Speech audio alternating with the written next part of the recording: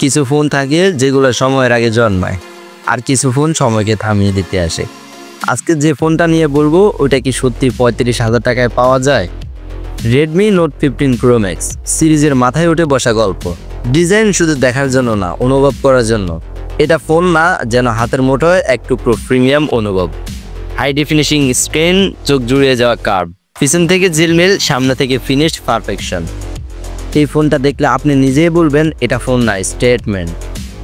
Design তো রাজকীয়, এখন শুনুন সেই গল্প যা আপনি স্ক্রিনে দেখবেন আর হারিয়ে যাবেন। ডিসপ্লে নেক্সট লেভেল অ্যামোলেড 6.67 ইঞ্চির ফুল স্ক্রিন, 1220x2 2712 পিক্সেল, 120 হার্টজের রিফ্রেশ রেট। স্ক্রল করতে করতে বুঝবেন মসৃণতা আসলে কি জিনিস। এটা শুধু স্ক্রিন না, এটা এক একটা পিক্সেলের পিকনিকে আপনার চোখে আমন্ত্রণ। স্ক্রিনে মুগ্ধ হলেন, এখন শুনুন ক্যামেরার সেই অধ্যায় যেখানে বাজেট মানে নয়, বাউন্ডারি চা পারফরমেন্স। রিয়ার ক্যামেরায় 3টা সেন্সর, 50 মেগাপিক্সেল প্রধান লেন্স, 8 মেগাপিক্সেল আল্ট্রা ওয়াইড আর 2 মেগাপিক্সেল ম্যাক্রো। এমন জুম, এমন ডিটেলস যেন ছবির ভিতরে ঢুকে গল্প পড়া যায়। সামনে 20 মেগাপিক্সেল সেলফি, চোখের মিষ্টি আর স্কিন টোনের কবিতা। এত সব মিলিয়ে ক্যামেরা শুধু ফিচার না, এটা স্মার্টফোনের সিনেমাটোগ্রাফি। ক্যামেরার গল্প শেষ না, কিন্তু গল্পের মোড়গুলো তখনই যখন এই ফোন চালিয়ে গেম খেলবেন। তখন বুঝবেন এটা কি সত্যি বাজেট ফোন। প্রসেসরের নাম শুনে ভয় লাগবে, মিডিয়াটেক ডাইমেনসিটি 7800 আল্ট্রা।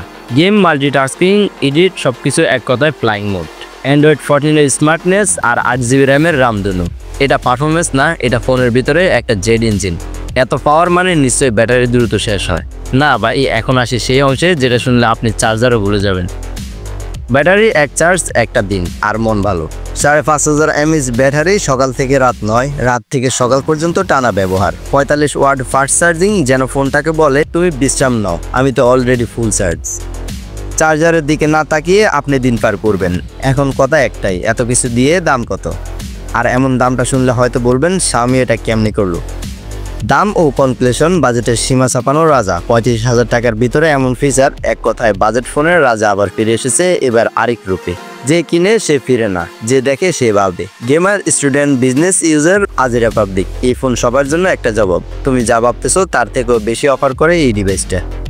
ভিডিওটা যদি তোমার মনে একটু হলেও জাগিয়ে দেয় তাহলে সাবস্ক্রাইব করো এখনই, কারণ সামনে আসতেছে এমন ফোনের রিভিউ, এই ফোনগুলো রিভিউ দেখে আপনি বলতেই বাধ্য এটাই তো আমার দরকার ছিল, আগে জানলে আজই কিনতাম।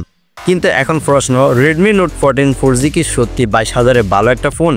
সে প্রশ্নের উত্তর নিয়ে হাজির হচ্ছি পরের ভিডিওতে। কমেন্ট করে বলুন আপনি কোন ফোনের রিভিউ চান, কারণ এই গল্প শেষ না, বরং শুরু হচ্ছে এখান থেকেই। ভিডিওর শুরুতে একটা প্রশ্ন ছিল, এই ফোনটা কি সত্যি 35,000-এ সম্ভব?